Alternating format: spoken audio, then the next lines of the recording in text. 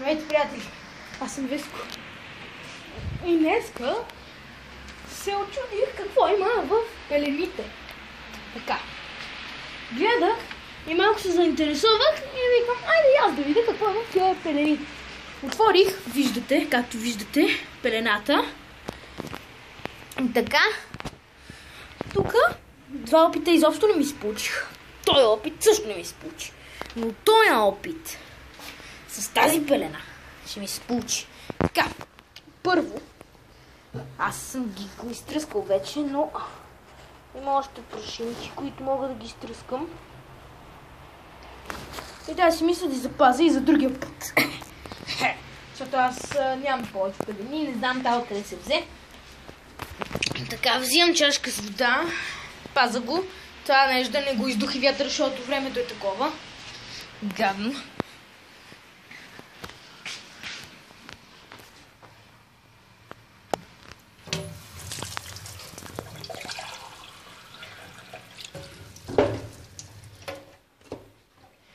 Сега искаме палси да се получи нещо. Така. Само да изсипа водата, извинете ме.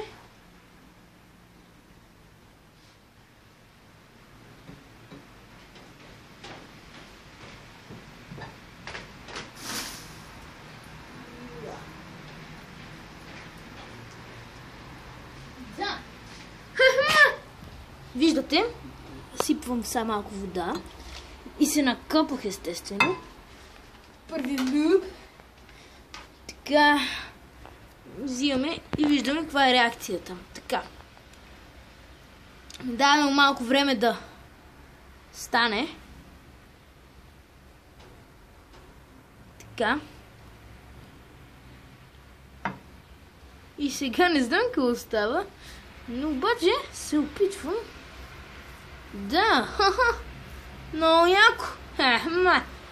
Така, виждате, много прилича като сняг. Ще сипа даже още малко водица.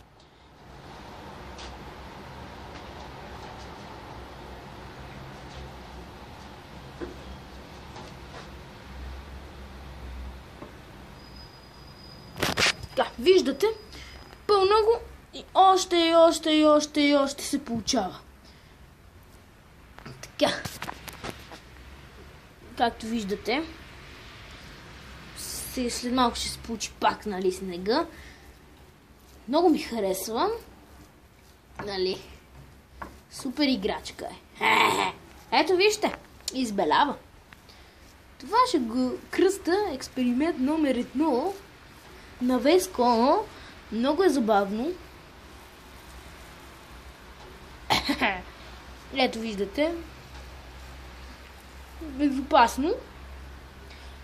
И пълните колкото си искате вода. Така, сега, защото съм пак барах, ще фана тази чаша и ще изсипа още малко вода. Така. Само трябва да го изчакаме малко. И вижте какво сега ще се получи. Тая вода поема точно тези материали. Карат в памперсите, пикнията и тия работи да поемат. И както виждате, с малко размешване се получава пак каша. Ама тая каша пак се избелява. Това е най-хубавото. Виждате, сняг, който можеш да си играеш винаги, за всичко. Много е хубаво просто. Нали? И да. Това беше всичко.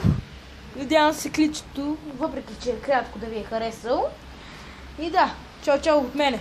Хайде, бай!